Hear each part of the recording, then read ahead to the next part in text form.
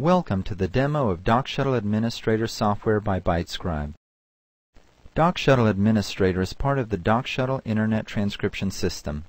DocShuttle Administrator is used to manage transcription workflow over the Internet. Before using DocShuttle Administrator, we will need to check our configuration settings.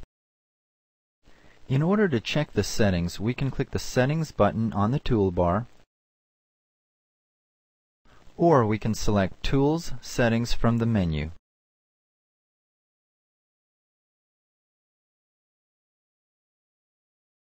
When the Settings window appears, we will verify the host address, username, and password for the FTP site. You will need to check with the FTP site administrator if you do not know these settings. If you are evaluating DocShuttle software, you can leave the default settings to connect to a sample FTP site.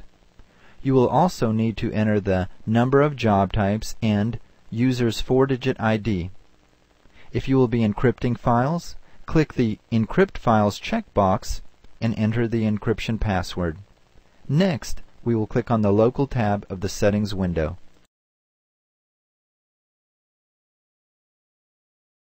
On the Local tab of the Settings window, we can set our scheduled tasks. DocShuttle Administrator can be fully automated so that common tasks such as uploading of voice files and downloading of completed text documents is done on a scheduled basis. To enable scheduling of uploading, downloading, and purging of files, we will select the Schedule Uploads, Schedule Downloads, and Schedule Purging checkboxes.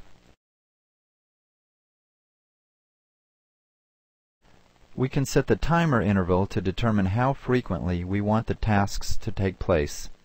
Next, we will click the Import tab of the Settings window. DocShuttle Administrator can be configured to upload voice files from digital call-in systems or handheld recorders. If you will be using DocShuttle with ByteScribe dictation systems, no configuration is necessary. Files will automatically be sent to the DocShuttle Administrator software.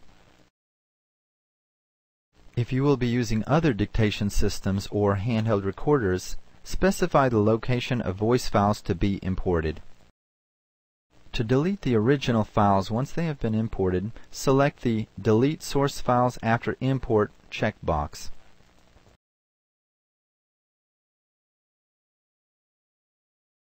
Next, we will click the Advanced tab of the Settings window. DocShuttle Administrator displays dictation jobs in folders on the FTP site called Job Types. Different users can be assigned to different job types. If you wish to view only specific job types, you can enter a range of job types in the View Range of Job Types field. If you wish to archive dictation and transcription files, you can select the Archive Files checkbox and specify the location of the archive folder. Now we will click the OK button to save our settings. Next, we will assign permissions to users of the DocShuttle system. Although assigning user permissions is not required, it is recommended for additional security. To access the User Permissions window, we will select Security, User Permissions from the menu.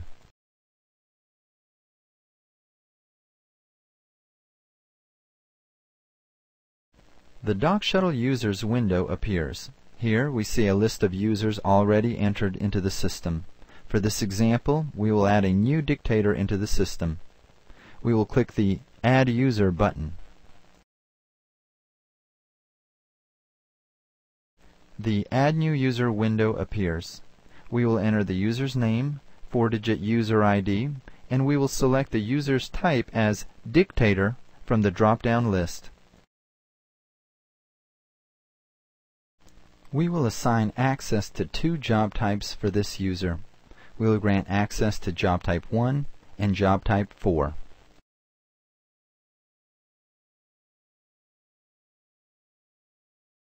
Then we click the OK button. The user has been added to the users list. We will exit the DocShuttle Users window. After exiting the user's window, we are informed that the user permissions have not yet been set on the FTP site. Once connected to the FTP site, we will select Security, Set Permissions from the menu. Now we are ready to connect to the FTP site. We will click the Connect button in the toolbar. After clicking the Connect button, any files residing on the FTP server will appear in the top pane of the DocShuttle Administrator window.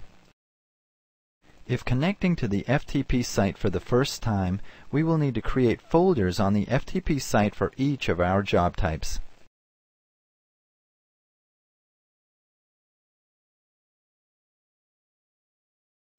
This is done by selecting Tools, Create Folders on FTP Site from the menu.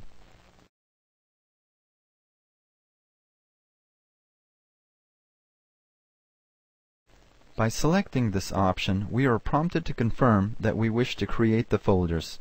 We will click the Yes button. Now that we are connected to the FTP site, we can also set our user permissions to the site. We will select the Security, Set Permissions menu option.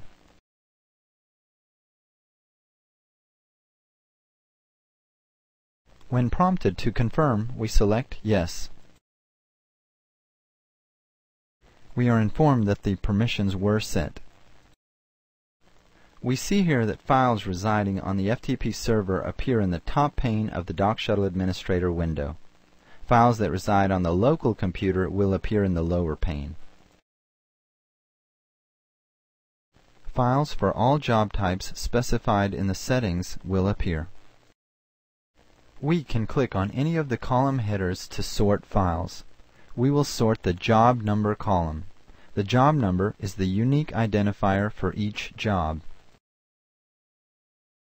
Next to each file we see a status flag. The status lets us know how far the job is through the transcription cycle. New files, shown with a green flag, indicate voice files that have not yet been transcribed. Uploaded files, shown with a red flag and a document icon, indicate files that have been completed by the transcriptionist and the document is ready for viewing or printing. We can also see a summary view of all files on the FTP server by clicking the Status Summary button on the toolbar. The Status Summary window displays a summary of all jobs by category. To create a quick report of all files of a particular status, we can double-click the entry. We will click the other tabs on the Status Summary window. We can see a summary view by job type, by dictator, by transcriptionist, and by location code. We will exit out of the Status Summary window. Although we configured the software to automatically upload and download files on a scheduled basis, we will go through the steps manually. Here we will show how to download files from the FTP site so that we can listen to voice files and review completed documents. To download files, we can click the down arrow buttons in the toolbar, or we can drag and drop files from the top pane to the bottom pane. Here we will select several files by clicking the first file, holding down the Shift key, and clicking the last file we wish to select. Next, we drag the files to the lower pane. When prompted to confirm that we wish to download the files, we select Yes. The downloaded files appear in the lower pane of the DocShuttle Administrator window. This indicates that a copy of the files now reside on our local computer. To listen to a voice file or view a completed document, we can double-click on a job in the lower pane. We will double-click on the job that has a completed document. The completed Microsoft Word document appears in the Attachments window. From the Attachments window, we can listen to the sound file or view and print the completed document. First, we will listen to the file by clicking the Play Sound File button.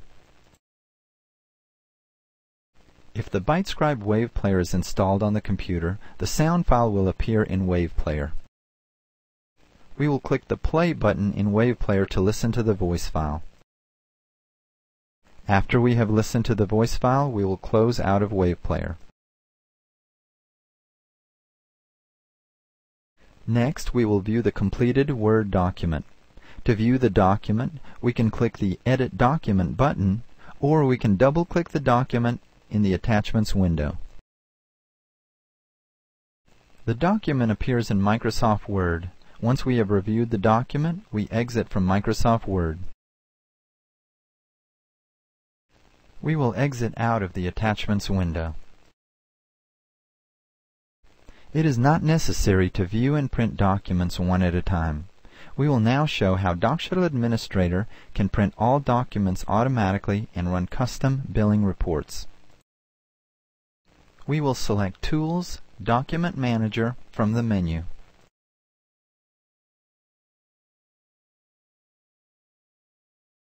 The Document Manager window appears.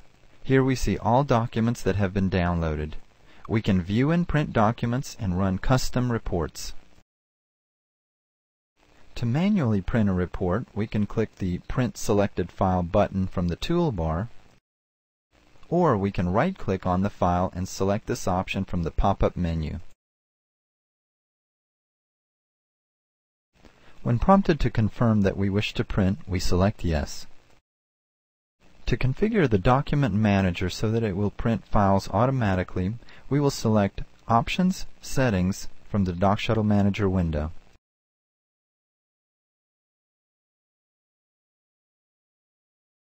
From the Settings window, we can enable automatic printing on a scheduled basis. We click the Schedule Timer On checkbox and we set the timer interval. We can also specify the number of copies to be printed. We will click the OK button to save our settings. Next, we will create a custom report. We click the Custom Report button on the toolbar. In the Custom Report dialog box, we can select the criteria for our report. If the documents are Microsoft Word documents and we wish to include line, page, and word counts, we click the Include Word Statistics checkbox. We will also select the Include Spaces in Character Counts checkbox. We click the Create button to create the report. We will scroll down to view the line, page, and word counts.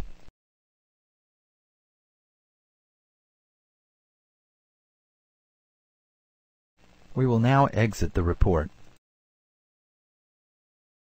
We will click Cancel to exit the Create Report dialog box. We will also exit the Document Manager to return back to the DocShuttle Administrator window.